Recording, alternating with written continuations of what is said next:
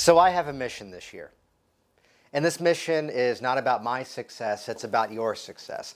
It's about this profession of hypnotism and what we all can do about it. There's some new faces here, so let me introduce myself. My name is Jason Linett. With the National Guild of Hypnotists, NGH. I'm a board-certified hypnotist. I'm also an instructor.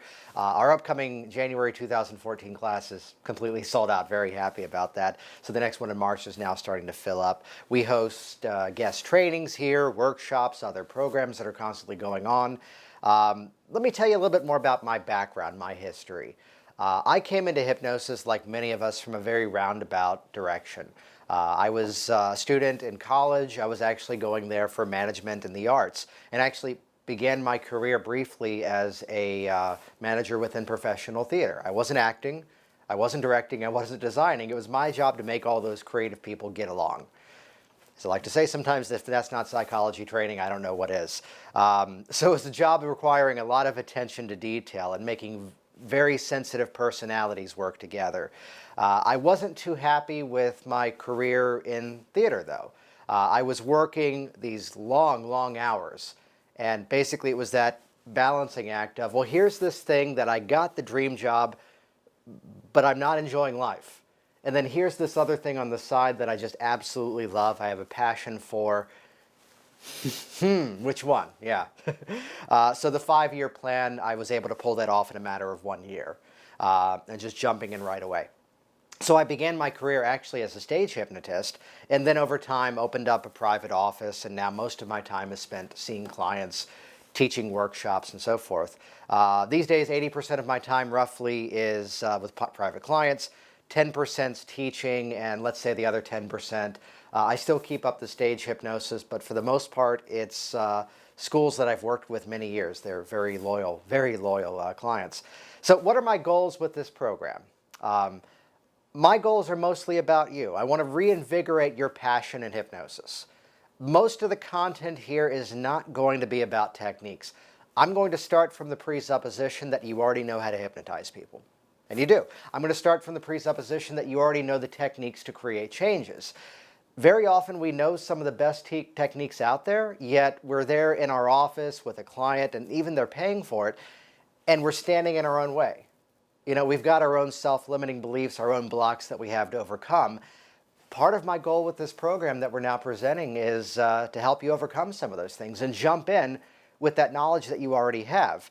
I want to make us all more successful. I want to make us all more of a part of a professional entity within our society. You know, so my challenge to you is to help you to rethink how you understand, how you think about, even how you talk about hypnosis, whether it's your clients, whether it's going out to a networking meeting, whether it's even the way we communicate with each other at conferences and so forth. So the goal here is to advance our profession to the next level.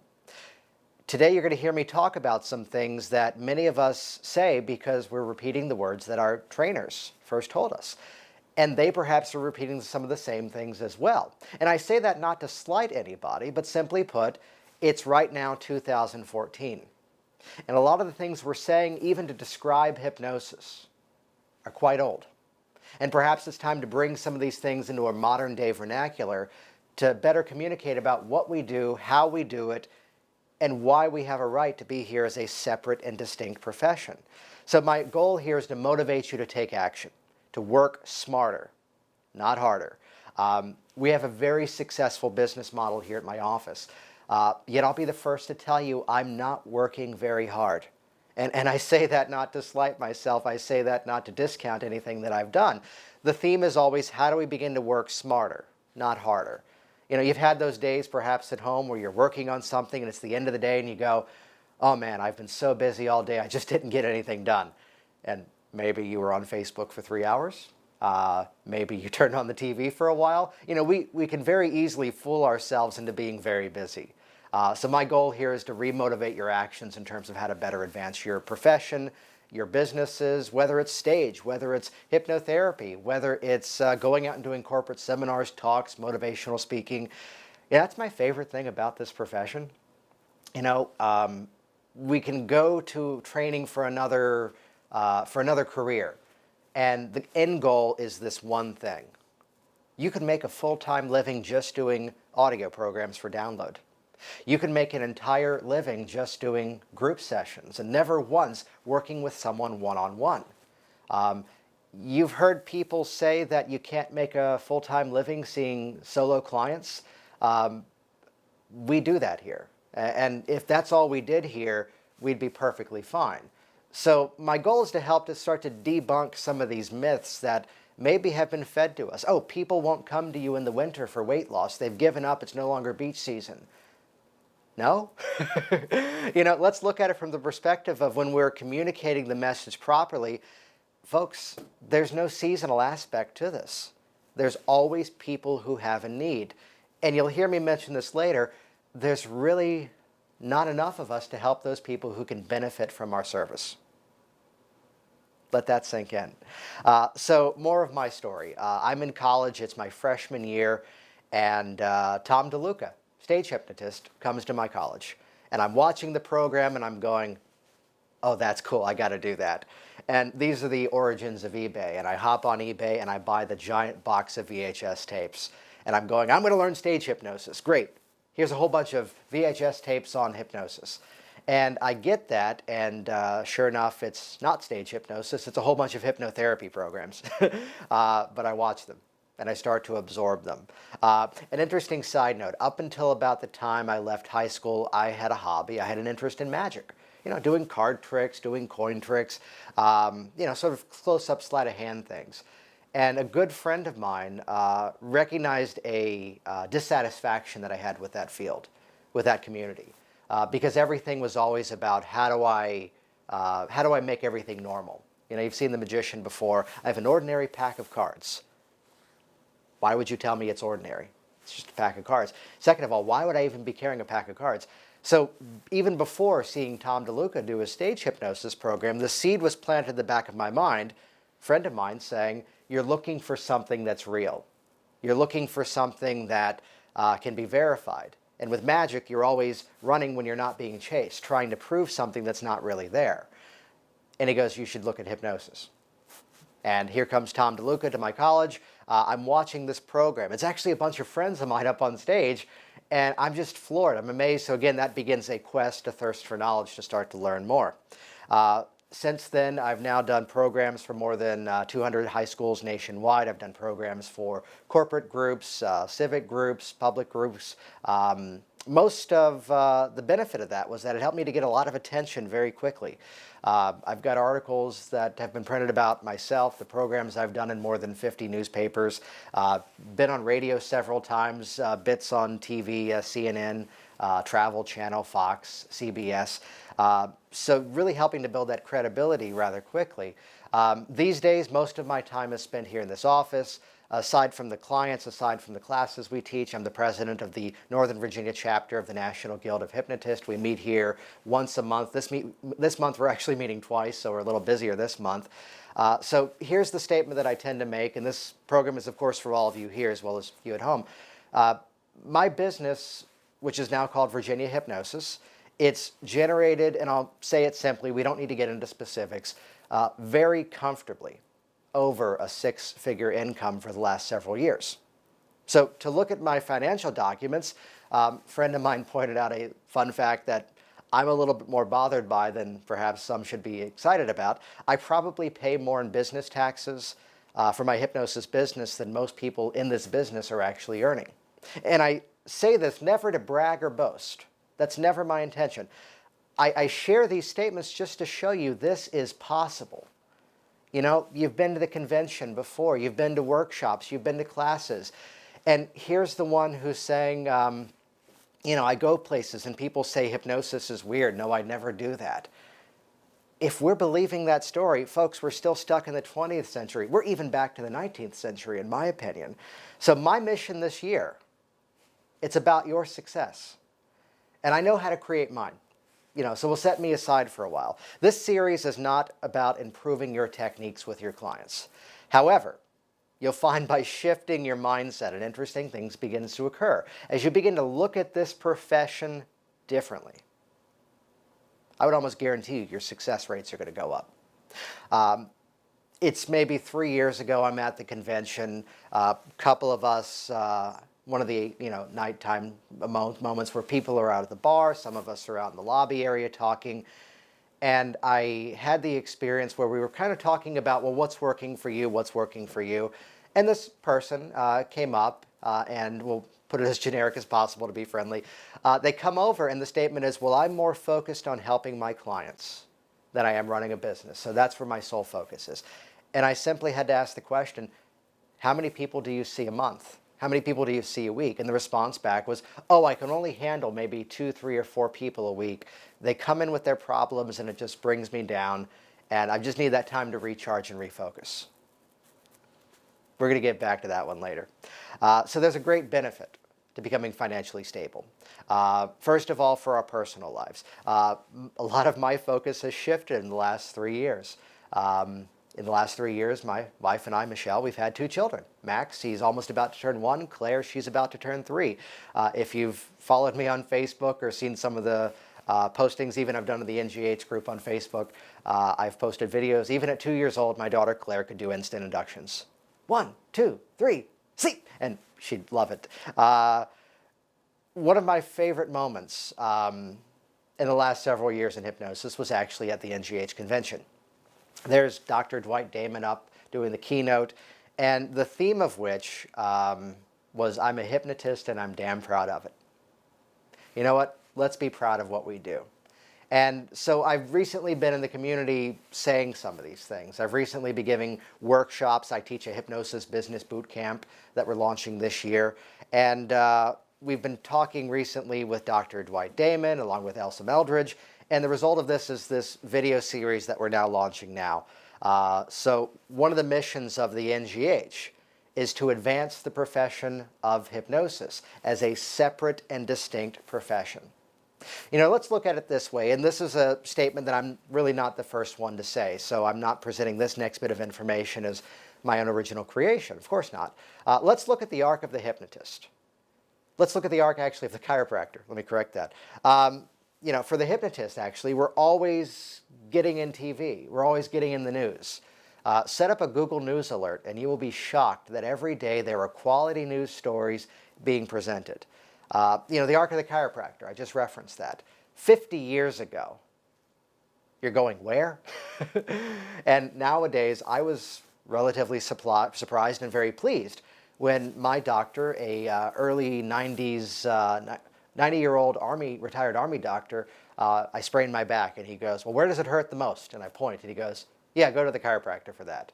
And I'm thinking, here's a guy who's so dyed in the wool, so stuck in his own ways. Yet, again, the arc of the chiropractor, there's so many of them in every city. It's a matter of which one do you choose, rather than do I do this, yes or no. So there's a common phrase that I like, which is to say that look at the structure of watching the Olympics on TV. In the 1960s and the 1970s, you would have very likely not seen a sports psychologist been interviewed on TV. You know, at that point in time in their history, it was, oh, what's wrong with him? What's going on with this person? And if anyone here watches Comedy Central, watches Stephen Colbert, actually it was either a year or 2 ago, the Olympic speed skating team, the ice skating team, basically put the sports psychologist role in our society is so deeply ingrained now in our vernacular as people that it can be parodied. So there's Stephen Colbert, comedian, you know, improv actor, comedy news show host. They're on TV as the sports psychologist for that team. And I think for something to be parodied, something to be, you know, in a positively friendly way made fun of, it really advances it. So my joke at the time was, give us a couple of more years, we'll get the sports hypnotist being interviewed. And then there's Dan Vitchoff out of the Pennsylvania area, working with one of the Olympic teams recently as well. So simply put, what's my mission statement behind all of this? Folks were already there. And many of us are kind of turning a blind eye to already how far this profession has come. And as we advance the mindset in that direction, that's when we're all going to do better.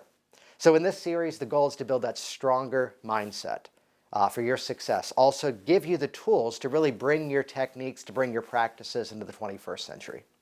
So that's the theme of this talk today, which we've simply called Rethinking Hypnosis, the 21st Century Mindset. Folks, let's update. Let's reboot. Let's reprogram how we think about it. It's interesting. When we look at the profession of all things that are, quote, helpers, Reiki practitioners, acupuncturists, massage therapists, this whole little category of people whose skill it is to go out and help people. Business tends to be a weakness. I have a very, very interesting friend. Her name is Jody, and she has an interesting claim to fame. She has opened and sold a massage practice several times over. So, of course, Jody has the skill to have the person laying on the table and she's up there giving the massage.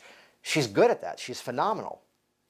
Yet, to borrow one of her phrases that I love, her secret sauce, her secret ingredient, is her ability to take that business of massage and make it successful, make it profitable. So the massage therapist working in the studio are getting paid and doing quite well. The business owner is able to reinvest that money to improve the center, maybe open up another location. Yet she's one of those people, in NLP we talk about people being procedure-oriented or options-oriented. The procedure-oriented person would perhaps be very happy to keep the same thing going and never change it. Yet she's a very options-oriented person, that she got to a point of, hey, I can do this.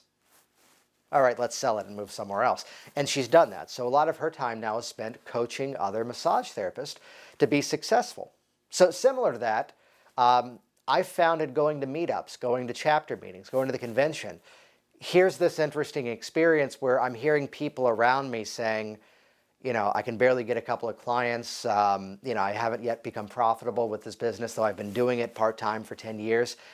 And I'm hearing that through my filter of my schedule's full for the next 2 weeks. At that time, I was seeing maybe 25, maybe 30 clients a week. What's different here? And I can take a step back and say, I'm not really doing anything that isn't the stuff that we've all been told we should be doing. It's the thinking that's different. And that's what I'm sharing with you today. Look at it this way. Hypnosis is incredibly empowering. It's a skill to help people get from where you are now to where you'd like to be. We're all about the solution. So support for other professions, I think, is an interesting concept. I tend to have a very evolutionary mindset towards this, and this may be something similar that you've heard before. When we get into this us versus them mindset with other helping professions, be it anything of a medical nature, anything of an alternative nature, we're kind of digging ourselves into a hole there by doing that. Look at it from this perspective, that evolutionary mindset. Hypnosis, we've got on record of being around, given different names, for more than 5,000 years. And these practices of psychology, psychotherapy, medications that are out there, all of these things are still around because as a society, we found that for a lot of the people, a lot of the time it works. If you get a flu, we wouldn't cut your arm open and have you bleed into a bucket and get rid of the sickness. We found out that doesn't work, so we stopped doing it. So from that evolutionary standpoint, we all have a right to be here playing in the same sandbox. Society has created that role of the hypnotist, the hypnotherapist, whatever titles you use, consulting hypnotist, as we like to use now, and we have that right to be here. I had an interesting client recently. She's going through grad school for, I forget the exact title, something to do with social work. And in a matter of 3 or 4 sessions, her problem's fixed. She's spent many years talking about the issue, yet we helped to, quote, go a little deeper and unravel and untangle that challenge she was going through and move forward. And it was interesting because she found herself at a bit of a crisis of consciousness, going, why am I studying this other thing? And I'm there supportive of it. I'm saying that both of these are valid. They're still in our society because they should be. But consider if you're the social worker who also has these skills. Oh man, that becomes powerful. So it's that other statement too that, often there are better tools, better strategies. So I'm not the first to admit that very often a client has called me, a client has come in, and maybe we cut that client short in terms of our time because we saw there was a better fit. whether it be another profession, another category that's out there. I've even had no hesitation, of course, to refer to other hypnotists out there too, and those of you in the room know who you are. So we have all these amazing skills. We can help people create these changes. Yet what good are those skills when the chair in that back office is sitting empty? What good are these skills when the phone's not ringing and we're not putting these techniques into use? So again, this process, this program we're now presenting, it's not going to be about individual techniques. I'm starting from the presupposition that you have the skills already to help someone quit smoking. You have the skills to help someone lose weight. You have the skills to help somebody overcome a fear, relieve their stress, improve their sports game, all these categories we're so familiar with. Yet let's advance ourselves. Let's advance our profession to the point that the business side of things becomes much easier. My phrase is, my keynote perhaps statement out of this, my State of the Union perhaps mission statement is, the more that we're all working, the more that we're all working. I'll say that again. The more that all of us are working becomes the more that all of us are working. I'm an instructor. And I've met and I've heard other instructors say something that, I'll put it simply, it bothered the hell out of me. That they admitted that they don't cover business, any business building tactics in their certification program, in their classes. And I've actually had one person tell me, well, not crazy, I don't want competition in my area. Okay, let's take a step back here. We're growing as a profession, and there's room for more growth. Back to the chiropractor. Drive around your city. We're not in every shopping center. We're not on every street corner. We're not fully integrated into society yet. So who are you really competing with right now? Folks, you're competing with yourself. Competition in local markets, in my opinion, it's a scarcity mindset. Right now, we're in a wonderful place of abundance. We have wonderful skills we can help people to create, and wonderful skills we can help people to create success. Yet, if my mind is focused on those other practitioners that are 5, 10, 20 miles away, I'm not focusing on my client back there in that office. I'm not focusing on how I can improve myself in this profession to move forward. If I'm getting into a numbers game of, oh, they have a different fee than I do, oh, I need to lower mine, I need to raise mine, and every one of my actions is in response to someone else who's doing this work, I've completely pulled myself out of the proper mindset to help my clients. So again, and I say this not to ever be cocky, I compete with myself. What someone else is doing in response to something else, let them. Let them focus on that. It's a scarcity mindset. If we're looking, I heard someone recently say that, oh, there's someone in my town doing a Groupon ad. They're selling sessions for $49. And that is a wonderful strategy to build your business rather quickly. It's a wonderful strategy, in my opinion, to begin to outgrow and to move into full-paying clients full time. Yet this person had kind of pulled back their business because, oh, well, everyone's buying it for $49. They're not going to come to me. When the fact is, not everybody's receiving those Groupon emails. Not everybody's going to that site. Heck, even at this point in time, most people don't even know that such a service exists. It's shocking. I've mentioned that to clients. Sometimes they go, oh, what is that? They're not there yet either. They're still advancing. Saturation is strength right now in our profession. The fact is, all of you in this room can become just as successful as I am right now, right here in Alexandria, Virginia. And I'm a firm believer that none of us will see a dip in business by doing so. We're not there yet. We'll handle it later if we have to. So there's not enough people doing hypnosis to help those people who can benefit from this service. Let that sink in. Again, saturation is strength. I had a client recently mention that they had gone to an area, they lived in an area before where they did hypnosis and they were very successful. And she mentioned the city, and I shocked her because immediately I could name the person of who she went to. And the answer was, well, if you live in that city, this is probably who you go to because that's who lives there. And in this DC metro area, we've got Maryland, we've got Washington, D.C., we've got Virginia. I get people who are traveling in even as far as Richmond, Virginia, York, Pennsylvania. So they make a bit of a commute sometimes to come here. But let's say they do a search online. And doesn't it change the conversation when you have options? when you have choices. You know, if you look around and there's just one, it's a digital response. It's a yes or it's a no. Yet to look at the perspective of they have all of these options, now it's analog. It's the dimmer switch. Which one do I choose? And all of us succeed. You know, I've had the experience of, particularly when either my daughter or my son was being born, that week I was a little behind, of course, in returning calls. And I had the experience one time, a great experience of calling someone out, maybe 3-4 days later than I should have. I'm guilty of that sometimes. We all can be. And the experience is she's already booked with someone else. And should I try to swoop in and rebook the client as my own? No.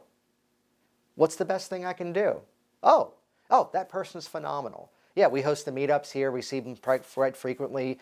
You know, they're wonderful. You're in great hands. Tell them I said hi. You're going to do great. That's the best thing we can do, rather than this swoop in and undercut each other. It's just not helping us. So again, saturation is strength. And the more of us that are working, the more of us that are working. It's a simple fact right now in our time. So let's talk about rules of success. We're going to be talking about money for a while, so we should also, of course, start to address ethics and as well as that mindset too.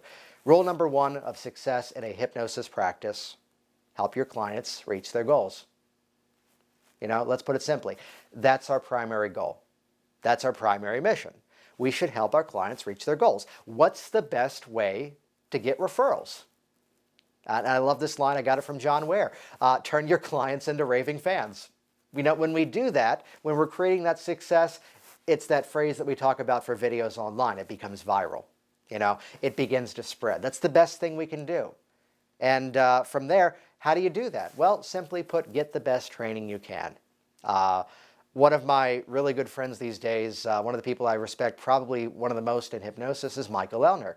And I heard him one time say a line that I loved. Learn from people who disagree with each other.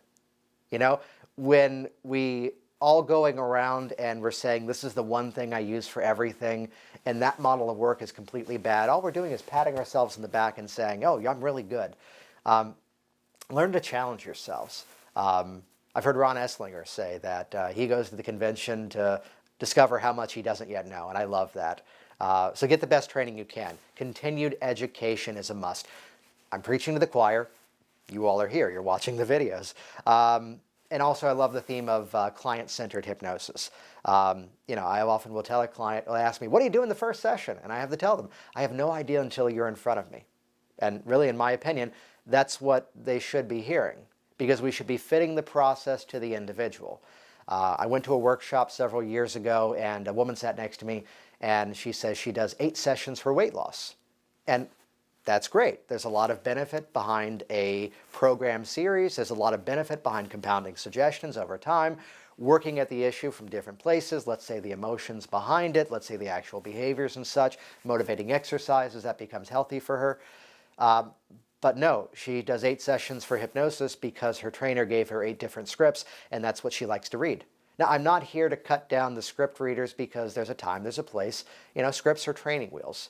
And simply put, if the material there is valid, I'm not going to be the one to slide it. But in a client-centered approach, we're matching the process to be what the client needs, rather than here's my favorite routine and I'm going to run you through it no matter who you are. So again, my goal is not to disprove what you already know. However, I want to challenge you to enter a more suggestible state of mind and consider some new possibilities. So simply put, let's spend a brief moment on technique. There's a lot of undercurrents, there's a lot of themes in our profession, whether it's some classes, books, and so forth. This whole message of you can only get permanent results with this technique. Hypnosis is a tool. You know, let's say you go to Home Depot. Let's say you go there and you buy a hammer. And they would laugh at you if 2 days later you went back, receipt in one hand, hammer in the other, and said, it didn't work, can I return it? They'd laugh at you. A tool is only as good as we make use of it. So I'm not saying that I'm the absolute best hypnotist in the world. I'm completely fine referring to others, and my opinion is not just one person can be a match for everybody out there. So again, the tool is only as good as we make use of it. So I've had the experience before of a client who called me who had saw someone else in this area. And again, I share these stories not to pat myself on the back and put another person down, but the client was calling and they weren't too happy with the way the process was going. And the conversation was going along the shape of, well, they did this, is that right? And I'm, of course, being very polite and supportive of that other practitioner, that other hypnotist. I don't know, given whatever you told the person that day, I might have done the same thing as well. So let's start to eliminate some of this undercutting, some of this us versus them that even we're doing to ourselves. There's no good, there's no bad tool. You could build an entire house with just one hammer. It would take longer than it needs to, but you could do it.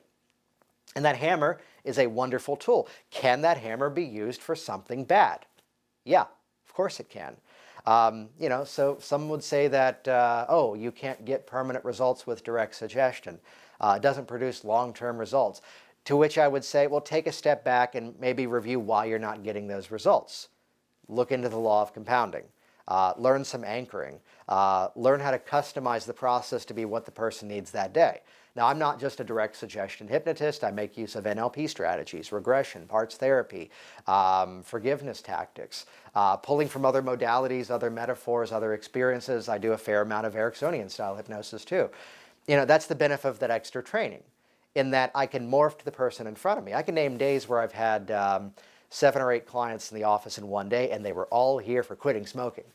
And oh man, if I was using the same routine for everyone who walked in the door, maybe I'd be using that hammer on myself. And I say this not for sake of novelty, but every single session was different.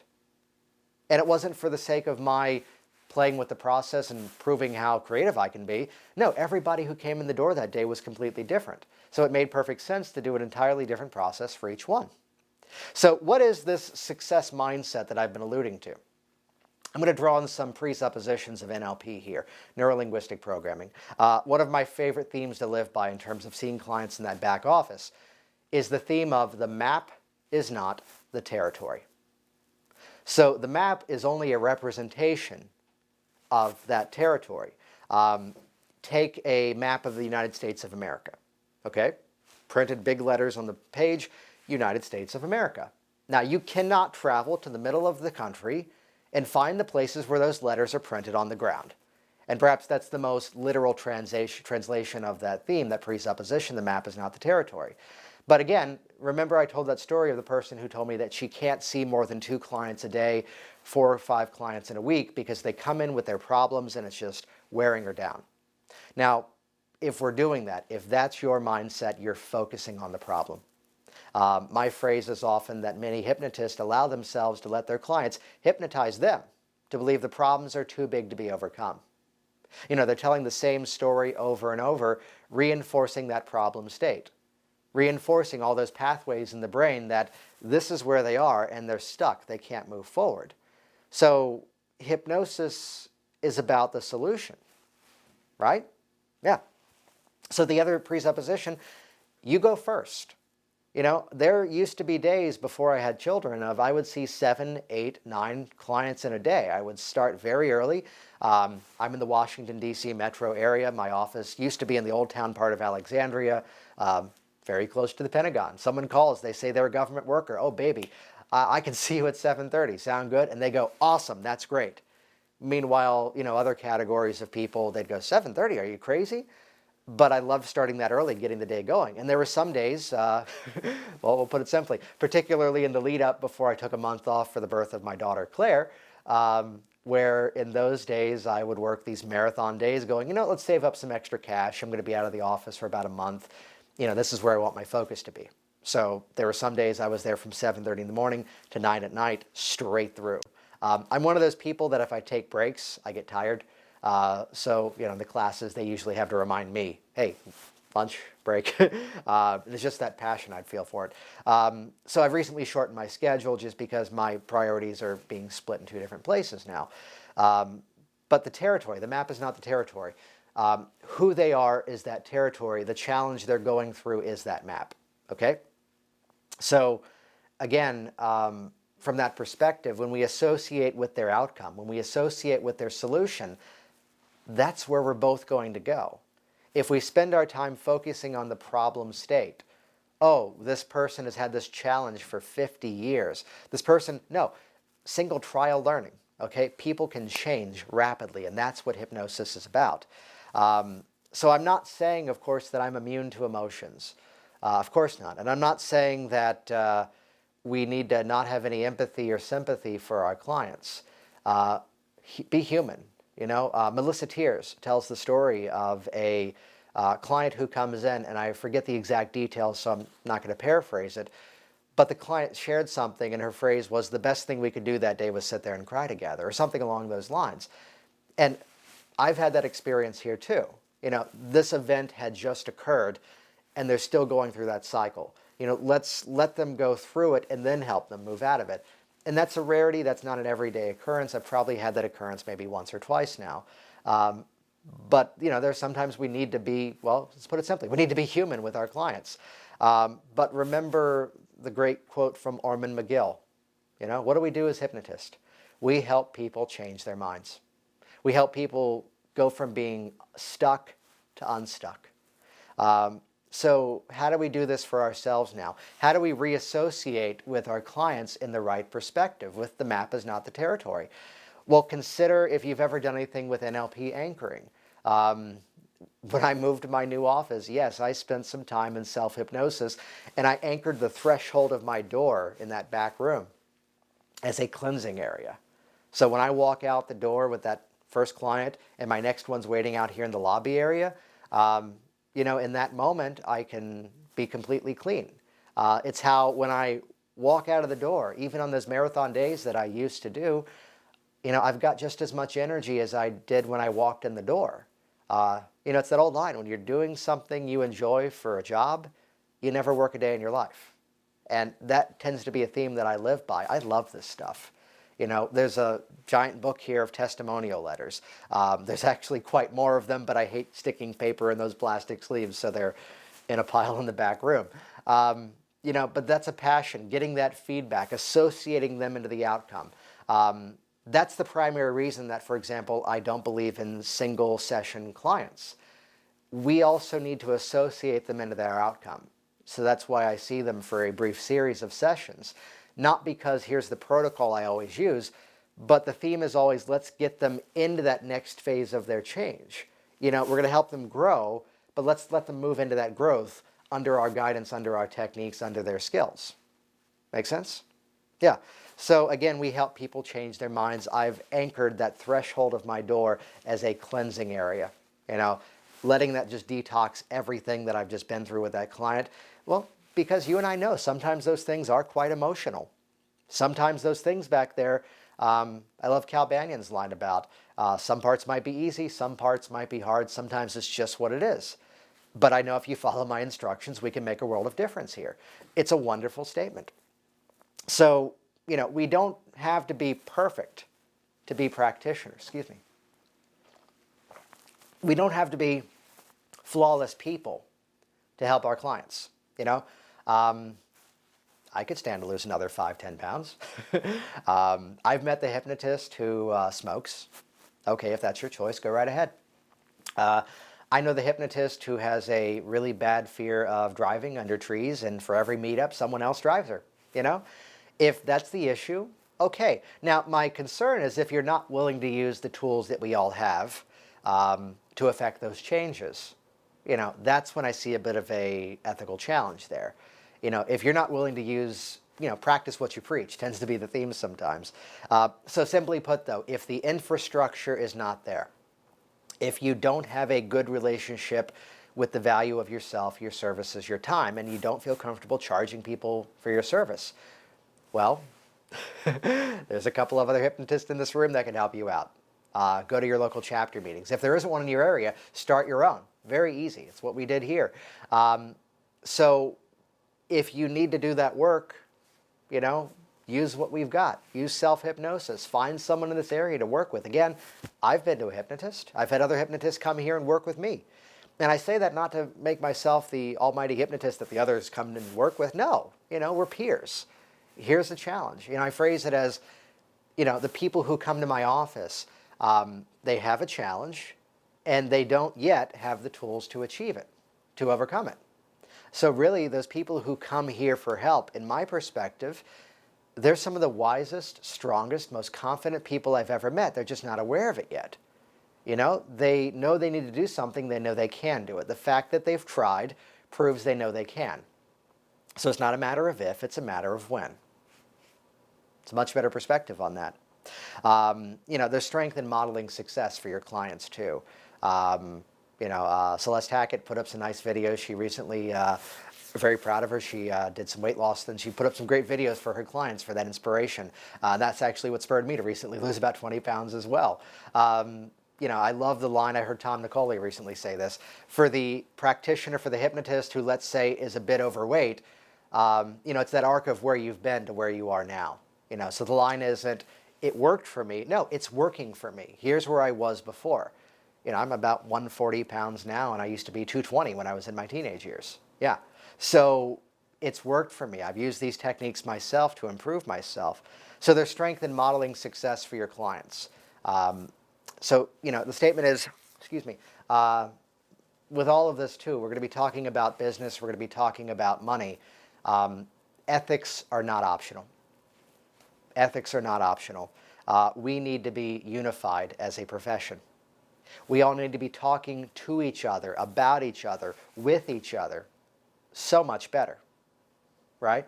Yeah, it goes without saying, if you're out there in the community talking poorly of another hypnotist, whether it's to a client, whether it's to a potential student, it just reflects poorly on you. So find the positive phrasing, work with each other. So there's benefits, though, to be considered for being financially successful. Let's put some value back into what we do, right? So benefits of being financially successful. First of all, number one, there's financial stability there. I'll put it simply. When I'm in that back room with a client, and I know that my rent for this 1,200 square foot office space is paid for in advance, when I know that there's money in our payment savings account to then transfer over for the mortgage at home, when I know that my insurance is taken care of, when I know that all my liabilities are taken care of, when basically my mindset is that I don't have to have them here because I absolutely need the money, I'm in a much better position to help that client. They have my full focus. Let's put it this way. From hypnosis, from NLP, from all these wonderful tools that we have, it could be said that we have the skills to convert every single phone call that comes in. We have the persuasive knowledge to convert every potential client that we meet. But my question to you is, should we do that? And my feeling is no. Back to Shakespeare, the readiness is all, right? We want them when they're ready. We want them when that process is a fit for them. I had a client recently that filled out a web form on my page, maybe 3 years ago. And it was an amazing phone call when all of a sudden his name popped up. I tracked the number in my database and I see exactly who it is. And I'll change the name. The phone answers and I go, "Bill, how are you?" And he is shocked that I answer the call by name. And I go, "Well, caller ID. I saw it was you. I recognized the name." And my immediate question after I asked, "Well, what do you want to work on?" Was really more of a statement.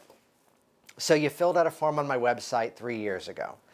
You've received dozens of emails from me, over the years in terms of news stories and so forth. I called you 3 times and you didn't respond to my call back 3 years ago. But today you're calling me. Let's start it this way, Bill. What's different?" And his answer was phenomenal. His answer was something along the lines of, 3 years ago, I was blaming everybody else for what I was doing.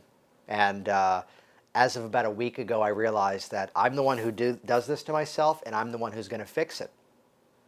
And he goes, now that it's my responsibility, I don't have the tools to do it myself. That's why I'm calling you. Isn't that a phenomenal way to begin a hypnosis session? So again, we have these skills, but we should use our powers for good, simply put. Second benefit of being financially successful, financially stable, more control over time. Again, I used to do those marathon days, but my clients, for the most part, as of this month now, hear me say I'm in the office seeing clients Tuesday through Friday. I do a 10, 12, 2, and 4. And that sometimes means that here's a person who perhaps has the perception they only can do an evening time, they only can do the weekend. Well, I'm in a position now that I'm not seeing any real dip in income by structuring my days in that format. Basically, that way I can spend time with my family at home. That time I can spend with my classes here on the weekends. Professional development, that's a huge theme that in all these conversations leading up to this program we're now presenting for you here and as well as at home, that's a theme that Dr. Damon, Elsa Meldridge, and I all kind of mirrored, which I found was just wonderful to hear. You know, it's interesting that we host a lot of ongoing events here. There's other folks in the area who do the same thing too. Being in the Northern Virginia area, we're not too far away from like Virginia Beach, where they also do programs. It's a short train ride up to New York City for stuff up there too. One of my students is actually heading up to New York City next weekend for a class. You know, professional development, professional development, professional development. Let me drill that in. It's incredibly valuable. You know, I love the line again, I go to find out the things I don't yet know. Learn from people who disagree with each other. These are phenomenal themes to have in hypnosis to really advance yourself in this profession. You know, that will be helpful. Don't let it become a burden if you've made it that way so far. And don't get stuck in this belief system of, oh, I did that years ago, I don't need to do that again. The person who I did my original certification program with, I recently went back and did another class with him. Because again, having all the experience now, I have different filters, different understanding as to what that information is. I've done NLP with multiple people. I've done the same kind of training with different pain management, different people. You know, when we're really advancing ourselves, we end up in that back room with our clients with more tools. You know, we don't just have the hammer. We have all these other tools to choose from to make things more successful. Again, I'm preaching to the choir. You all are here. You're all watching this video. But this is your easiest investment in yourself and your clients. It's the easiest way to get better results. Refocus yourself, learn more, do better. And it's tax deductible. My business pays for me to go places and take classes. We'll put it simply. It's just a momentary thought of, oh, cool. You know, this person's coming into town and they're doing a workshop. Awesome. Yeah. Pay the $400, pay the $500. You want a fun way to think about that? If the thought is, oh, that's $500, I can't afford that. Well, what if you think about it this way? Assuming, let's average it out, let's say assuming the average hypnotist is perhaps charging about $100 for a session. Average. Again, it's going to differ based on your area and so forth and all that. But let's just throw out that average. Here comes a $500 class, 2 days, Saturday, Sunday. Give yourself a challenge. I'm going to see 5 more clients next month, and that's going to pay for the class for me. Changes it up, doesn't it? So look at it this way. And again, as we all become more successful, as we all become more successful in our businesses and helping our clients, we start to really advance this profession of hypnotism. You know, how many of you have heard the experience of a client comes in, I have tried everything, you're my last resort. You know, you've heard that before. But it's a little rare, but I've had this phone call. You know, guy calls up, he's coming in to quit smoking. And my standard questions, oh, what kind of things have you done in the past before to try to quit smoking? And he gave me an answer I very rarely hear. He says, I've never tried to stop before. Now, some of us may have been told in other classes, in other workshops, in conversations, oh, he doesn't want to quit. He thinks this is a magic trick. You know, you're just going to snap your fingers. These can be fixed. But the next phrase out of his mouth changes everything. Jason, I've watched all of my friends struggle with the patch, the gum, the pills, and muscling up and doing it cold turkey. And I don't want to struggle. I always knew I'd stop smoking when I turned 40 years old. Next Wednesday is my 40th birthday. And I've done my research. Hypnosis has the highest success rates of any method out there. And I know this is going to work for me. And I only want to do this once, and I want to do it right. She loved that. And he came in, I mean, he was phenomenal. He was wonderful. He stopped right away. He did great. And wouldn't you want more people calling with that kind of intention? Wouldn't you want more people coming in? I've heard a hypnotist say that he does 3 sessions for stop smoking, and his specific reason for that was that the conscious mind didn't believe that they could stop in a matter of 1 session. I know many people choose to do that. Again, I'm not here to slight techniques or whatever principles you use in your office. But his reasoning behind that, and there may be some validity to the statement, his reasoning behind that was the conscious mind wouldn't buy into it if he made it happen in one session. So that's why he did 3. And I can buy into that statement, sure. But wouldn't it be also the perspective that perhaps this person has programmed themselves for failure with all the other tactics they've used before, and then that's why they're here now? But wouldn't it be better, this gentleman coming in on the day of his 40th birthday? I mean, he came in the morning that night, his wife threw a big party, to connect these life events. I'm going to do it once and I'm going to do it right. Isn't that so much better of a place to be? So I want to share some quotes. Excuse me. There's a wonderful book, excuse me, that's by Michael Gerber. For those of you who have done anything with Cal Banyan, he's referenced Michael Gerber as well. The book is titled The E-Myth Revisited. And it's something that I read actually back when I was in the theater career in management, about how do you get people working together, how do you begin to model your own excellence and batch task down. For a while I was a stage manager in theater, and the theme of that job is you have this massive book that's the Bible of that show. And the theme is, the joke is, that way if you get hit by a bus, another person who knows how to do that job can pick up that book and call the show. And that's the joke, but sure enough, when I was working a job, it was maybe 2002, 2003, I had, she was the primary stage manager was out running.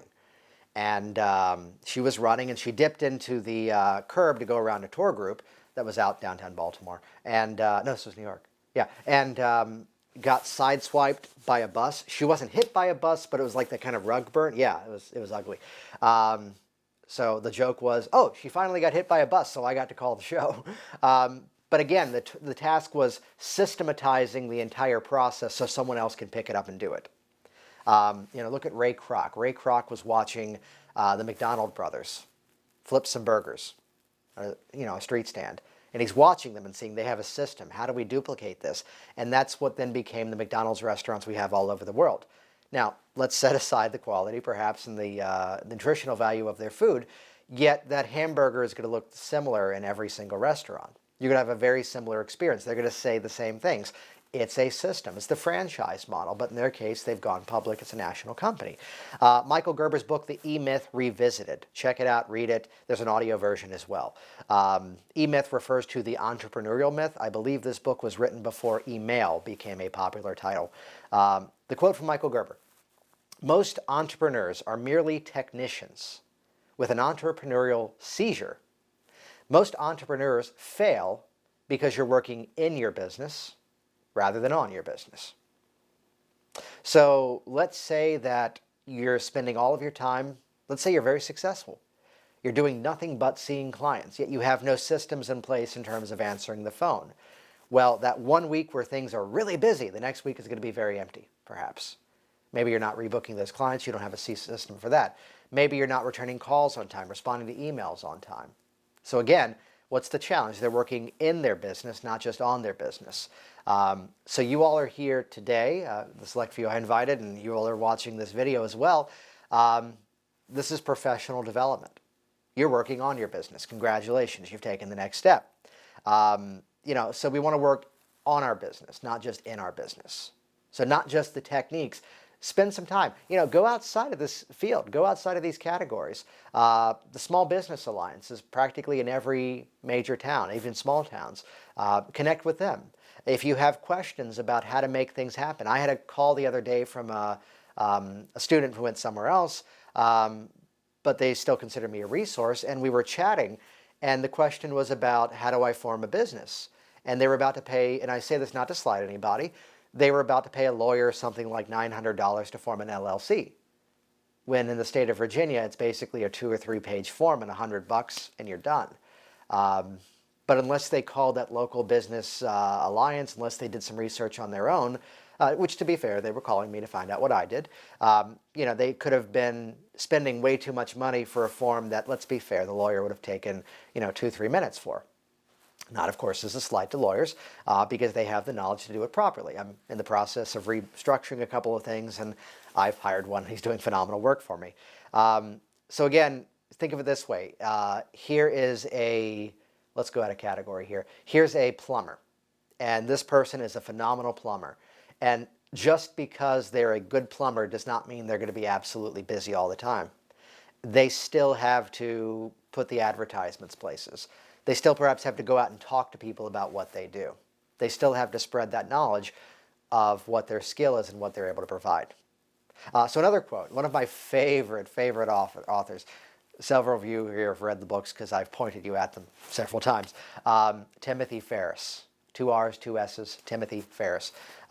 He wrote a book called The 4-Hour Workweek, the title of which is kind of an exploration of why is it that the accountant, the hairstylist, and the mechanic all manage to get their job done in 40 hours.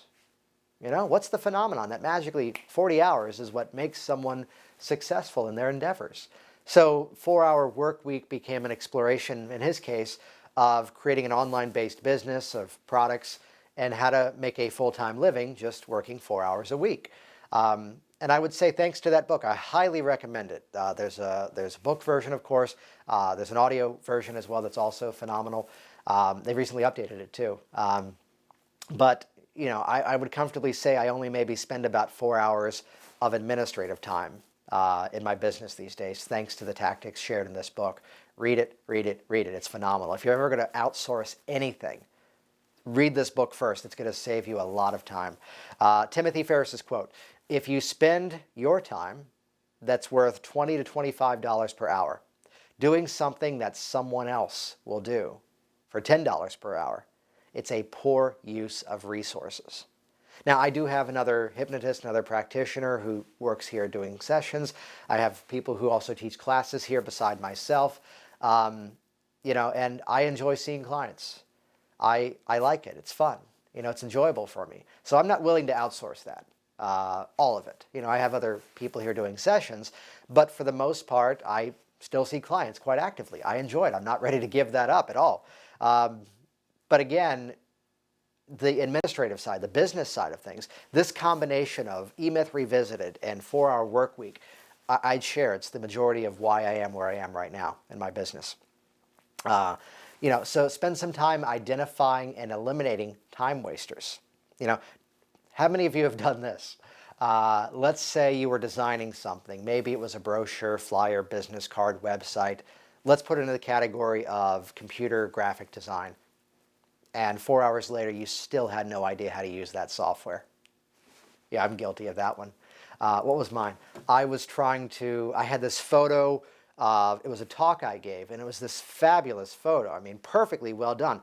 Someone emailed it to me from that group, and here I am in front of this group giving a talk, yet the background is all this stuff that I didn't want to, you know, promote. It was for a corporate group.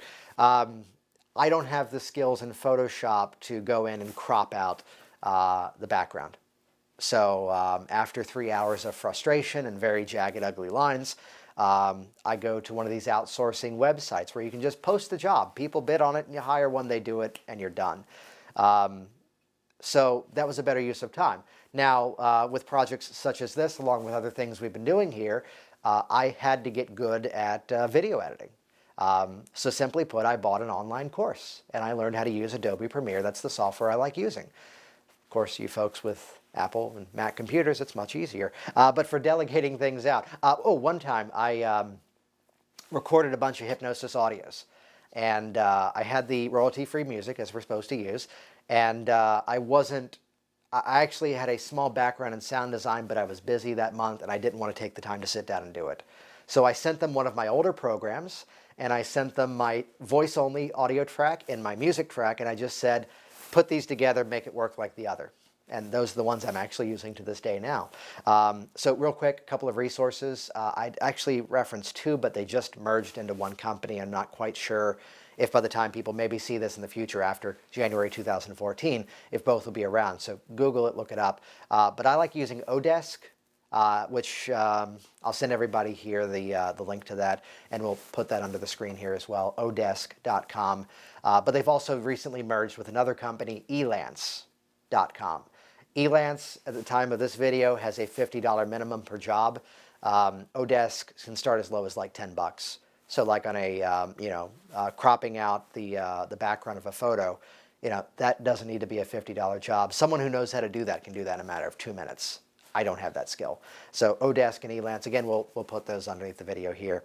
The theme is always, though, duplicating yourself. How do you take the things that you're good at and do them once? And as Ron Popeil would say, as he set up his Showtime rotisserie grill, they basted the chicken, they marinated it, they closed the door, and what did he say? Set it and forget it. There's a hypnotist I met one time that we were talking about business practices, getting things up and running.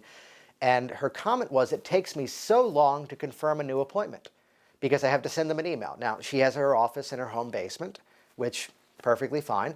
And but the way she's done it is phenomenal. They remodeled the entrance to the basement so you don't have to walk through the kitchen. You don't have to push away her dogs to get there. It's a separate entrance to go into the basement. It's as if you're going to an office. And it's not even as if it looks like a part of her home. Meanwhile, there's a storage door somewhere that's actually labeled office supplies. That's actually the stairs up to her house. But going to her home office, for all purposes, it might as well be a general office. But her phrase was, it takes me so long to confirm a new client because I have to type out how they get there, where do they park, how they walk around the house. It's all well lit, so even for an evening client, it's safe. To which my response was, I wrote that email 6 years ago. I used to live in Maryland, now I'm in Virginia. I moved my office a year and a half ago. So I've updated the email as I changed the location of my office. But that's an email I wrote 5, 6 years ago. Let's not, copy and paste, click and drag. Let's begin to batch and automate ourselves, duplicate yourselves. Also, we can do this with support with our clients. Have you ever promised a client you'd send them a link to an article, a link to a video, or maybe send them an MP3 download of an audio program and then forgot to do it? In the systems that I've built, we're going to be sharing this as we move forward. It's a one-click function for me. I've gone paperless in my office. I take notes on an iPad, and I can access my database actually from here now. And as soon as I reference I'm going to send you a link to that documentary. I'm going to send you a link to this article to read. I can open up the database, hit the button, they've got the email right away. Rather than set it off to the side and forget it, I'm doing it now and it's done. So how do we build templates, systems? How do we build that franchise model within ourselves so our success is duplicatable? We're going to be covering that in this series, and I'm really excited to share that with you. Which leads to a quote that is actually self-credited. My theme in all things business: you can't do it all yourself, so you might as well learn how to do it all yourself. It's funny that for the most part, there's many days where it's just me here, yet there's information going out to schools for school assemblies and programs that I do. There's information being sent out for corporate groups. I can log into my database and I can see that 50, 60, 70 emails have gone out that day that I didn't have to touch a button and make it happen myself. Everything's automated. We'll tell a client, you're going to get a confirmation email in the next 10 minutes. This is on the phone with them. And they get a reminder the morning of with the fresh information, again, as a reminder. And the fact is, that stuff that I've programmed, that stuff that I've set up, this is really easy. Everything we're about to get to later in this program, if you can send an email, you can do what I'm talking about. So again, you can't do it all yourself, so you might as well learn how to do it all yourself. So we need to model our own excellence. What's working with what you're doing right now? Now, I'm not here to say to go off and be a clone of Jason Linett. I'm not saying to go off and create a business identical to Virginia Hypnosis. No. Find your own systems. Find what works for you. But we can begin to maximize our time better by modeling our own success and making our tasks much more easy. So what's already effective? And I'll give you some insights about what I've done here. I named my business in this area Virginia Hypnosis. As I like to say, we bowed down to the gods of Google and discovered the website was available for a very reasonable cost. You hear of squatters. Only had to pay like $100 for it. And I got it. And my premise, though, behind this was not about search engine optimization, though that's a side benefit of having a regional website domain. My premise was that people in Virginia are looking for hypnosis. That was my premise. So again, back to Dwight Damon, that keynote talk a couple of years ago. I'm a hypnotist and I'm damn proud of it. So let's put it simply. Stop calling it something else. You know, I've heard people say, let's now do the relaxation. Let's now do the guided visualization. Today we're going to excite your imagination. I'm a hypnotist. I'm damn proud of it. People are looking for what I do. So I want to live in a world. I want to live in a world where we don't have to tell people, I'm not going to make you bark like a dog and cluck like a chicken. Again, here's the mindset. Let's bring hypnosis into the 21st century. So how do we do this? We're going to lead with education. We're going to lead with knowledge. Big thank you to Tom Nicoli for founding World Hypnotism Day 10 years ago. It's probably the single most important thing that's happened in hypnosis, well, in the last, I'd say, 50 years. It's the thing that's really helping people. I've got front page news articles by doing that. I've gotten on TV thanks to it. So everybody owes Tom a great thank you for that. And he's done it all as this act of just advancing everybody. So we lead with education. But also, let's look at this in terms of our individual businesses. Don't sell hypnosis. Don't sell results. Sell the next step. Sell that next step moving forward. There's a theme, There's a theme that I first heard another stage hypnotist, Jeffrey Ronning, say. And it was the chat about the difference between potential clients calling you up.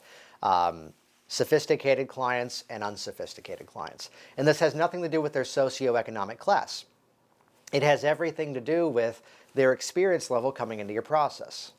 So let's go with the example of installing a ceiling fan. You and I may have no idea who to call for that. Is it electrical? Well, they have to cut a hole. Is that contractor? So maybe we look up online and we find a general contractor. We're an unsophisticated buyer. We don't know how to do that process. Yet take, for example, that general contractor who's then going to outsource it to his electrician. That general contractor is a sophisticated buyer. He knows the service. He knows exactly what needs to happen. So with that in mind, I'd say 99.999% of your clients calling you are unsophisticated buyers. Again, it's no comment about their education. It's no comment about their wealth or their experience. It's everything to do with they've never bought that service from you.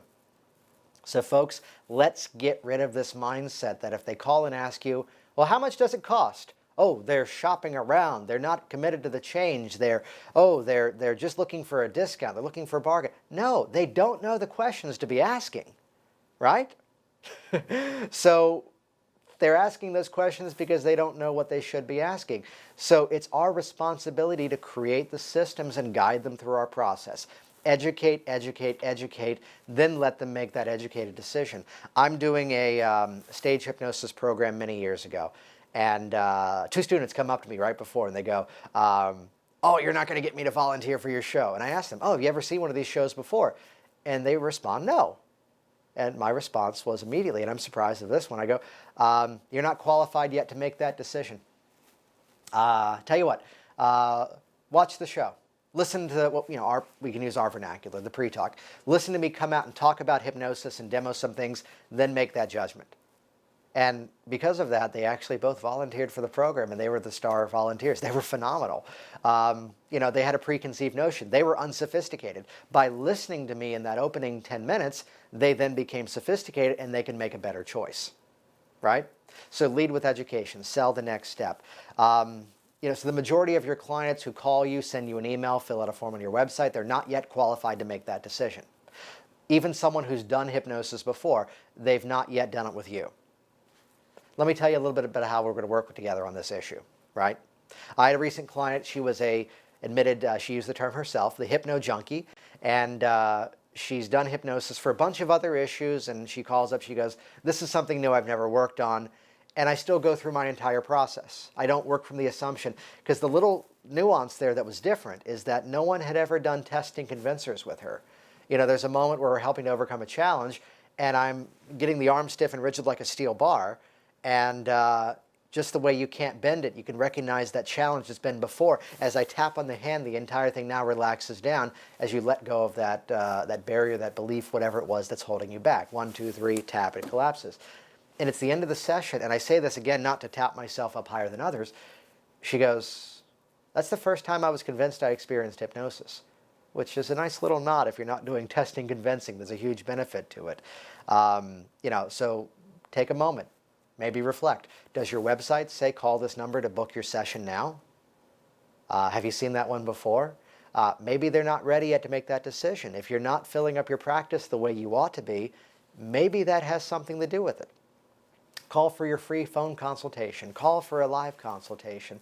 Request this report. Watch this video. Sell the next step. Baby steps, moving forward. So I've designed a sales process. Again, my 4-hour work week in terms of the administrative side. I've designed a process that just moves forward on its own. It requires very little effort. Very little effort. So the whole goal of this is I'm building rapport remotely, and I'm helping clients to pre-qualify themselves before they call me. Yeah. So the goal of this series, again, the goal of today, the goal of this video is we're going to plant some seeds. We're going to set some expectations for where things are going to be going in the future. But let's take a moment now and just look at a simple example. Now, you don't have to do it the way that I do it. But let's look at the pre-talk, right? Many people begin their pre-talk. You're not going to do this. You're not going to do that. Hypnosis is not this, and hypnosis is not that. Not. We spend all of our time explaining hypnosis by what it's not. I'm not going to make you tell secrets. There's no loss of control. You're not going to be unaware of everything. I can't make you do things you don't want to do. I'm not going to make you tell secrets. All these things. So how do we begin to flip that to be positive in a way that we actually can now talk about what it is that we do? And an excerpt of mine. In today's process, you're going to hear just about everything I say. You're going to remember just about everything I say. Rather than being a process that involves a loss of control, this is a process of helping you to take control of those parts of your life that may have seemed out of control before. Do you recognize in that moment I've addressed the loss of consciousness, loss of awareness, loss of control? But I've said it all in a positive, friendly way. Let's talk about what we're doing. Let's stop talking about what we're not doing. So again, our role in society. Let's advance to this 21st century. Again, that theme, that goal of the sports hypnotist on the Olympics. That's an amazing accomplishment that Dan had. Together, we've built that role of a hypnotist in our modern society. Years ago, I had an amazing experience attending a Chamber of Commerce meeting. They call it round table networking. We're all sitting around a big round table, and the whole theme is go around and introduce yourself. And what's the experience for me? I'm a banker. I'm a realtor. I'm a banker. I'm a realtor. I'm a banker. I'm a banker. I'm a realtor. I'm a hypnotist. Wait, what? We have the most interesting job of anybody you will ever meet. We have the most fascinating career. We have the most fascinating profession of anybody out there. We all need to believe that. We all need to understand that. If we hold on to this belief system that hypnosis is weird, it's out of the ordinary, that's what our clients are going to believe. I met someone a while ago who says, everybody in my town thinks I'm an alien, I'm doing something strange. And my response was, in a very friendly way, as long as you agree with them, you're all right. You're agreeing with them, and that's where you're going to stay. So lead with education. Well, here's what it is. Here's what we do. Here's common experiences. Here's ways to reframe the challenge they're going through as being a hypnotic state. You're on the airplane, and you're perfectly safe, yet you're feeling nervous and terrified. Yeah, that's a bypass of the critical factors of the mind and the acceptance of selectable thinking in the subconscious mind. You're already doing hypnosis. I'm going to show you how to do it better. Oh, cool. Yeah, when can I get started? So the mindset of everything that I do is I'm going to represent my field professionally, and by accident, that's going to get me clients. So this month's video has been mostly about refocusing your efforts.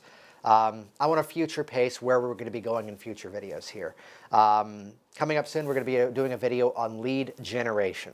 You heard me say, don't sell hypnosis, don't sell results, don't sell the next, you should sell the next step. Lead generation, how do you fill that pipeline with potential clients who are ready to come in and pay for your services and benefit from it as well? That's going to be coming up soon. Automation 101, set it and forget it. Again, very comfortably over a six-figure income in this office. And again, sharing not to brag or boast, but if I can point to one tactic that I've used that has made that very easy for me, it's automation. It's the building of systems. And we're going to spend an entire program just on that. I'm very excited to share that with you. Content creation. You know, how do you write for your websites? How do you write for your business card, your brochures? We're going to share some tactics to make that much easier. I've come up with a clever name for this one. You know, we talk about search engine optimization. We're going to do search engine mesmerization. That's probably not the right way of phrasing it, but it'll work. How do you make the search engines work for you? How do you get yourself up higher organically on the Google? That's right, on the Google. Check it on the Facebook. How to convert clients from live talks and demos. You know, we can go out and lead with education, but we need to have some steps in place to get those people then taking action and coming into our offices. And then my favorite as well, online videos for fun and profit. Here's a little challenge between now and the next time we join each other together here. Go online, look at a whole bunch of hypnotist websites, and you will be shocked how many don't even have a photo of themselves. Okay, let's admit it. On some level, what we do is a little weird sometimes.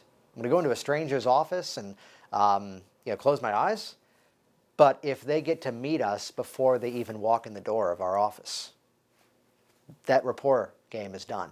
It's much easier. And I use a lot of online videos to accomplish just that. So moving forward, there's a live teleseminar, which is a response to this video that we're going to be doing 1 week from today. Wednesday, January 29th at 9 p.m. Eastern Standard Time. We're going to put the details available out to everybody pretty soon in terms of how to access that. It's going to be similar to those teleseminars that Elsem has done for the convention pre and post workshops. You'll be seeing that information later.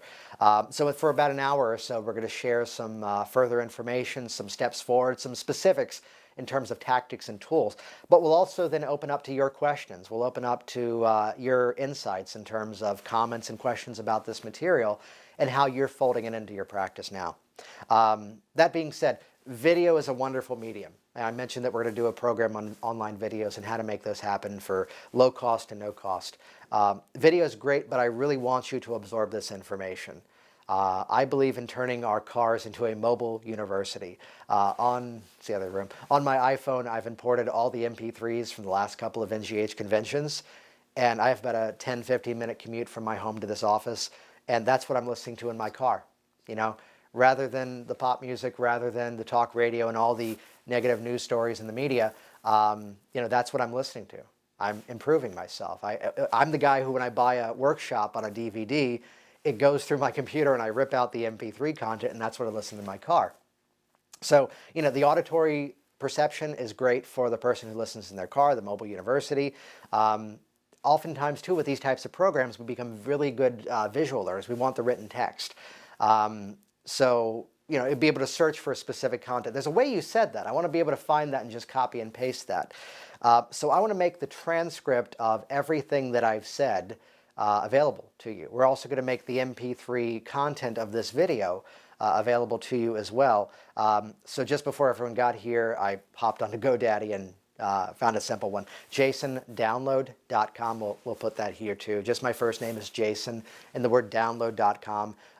Just go there after this video. You can grab the MP3 content, and I'm going to use Odesk. I'm going to use Elance. I'm going to use one of theirs to send that audio over, have them transcribe the audio into text to a PDF document, and you'll get that from me as well. So if you want the MP3, if you want the transcript of everything, JasonDownload.com. Just go there. It's going to be free. We're not going to charge for that. So some action steps moving forward. It's always good to give action steps to spur people forward. It's always good to give your clients homework too, I think. Remember, the first person you hypnotize is yourself. So if you have things to overcome, maybe it's about time you work on it yourself. Look around this room. Look around your local area. There's people who do the Skypnosis, you know, connect with them, do it remotely if you choose. You know, how can you begin to improve yourself in a way that mirrors and models what we should be demonstrating for our clients, right? Also, start to think about how you can change the words that you use, how you define hypnosis for your clients. Here's a little one. I don't ever use the word trance for a simple reason. It has too many negative connotations that I don't want to associate with. Now, in a private conversation, when I'm teaching a class or talking with another hypnotist, yeah, they're now in trance. But with a client, that's a word that brings in too many negative sounding connotations. and because I can describe it with so many other terms. Hypnosis is a state of heightened suggestibility. Well, some people still connect suggestibility with gullibility, but the mind is becoming more receptive to positive suggestions, insight, and releasing negative feelings. I just described the same things, but in a better paraphrase. So start to spend some time, listen to yourself, hear the words you're using, and also set goals for yourself. Take a simple goal, hold yourself accountable. And I set one up earlier. Maybe there's a workshop, maybe it's a pre-post conference thing, maybe it's actually attending the NGH convention or Solid Gold if you've never been. Look at it. How much is it going to cost for me to get there? If it's something local, it might be as affordable as $200, $300, $400. If it's something a little further away, then there's travel to account for. But change the thinking. What would it take for me to let my business pay for me to go? What would it take for me to get that better office? If I can just see 2 more clients a month, that gets me the office with the waiting room versus just the solo office sometimes. Start to think about it in terms of, client hours and the benefits from there. So my challenge to you is, what are you going to do to grow in the profession now? Thank you, and we'll see you soon. Thanks everybody for coming.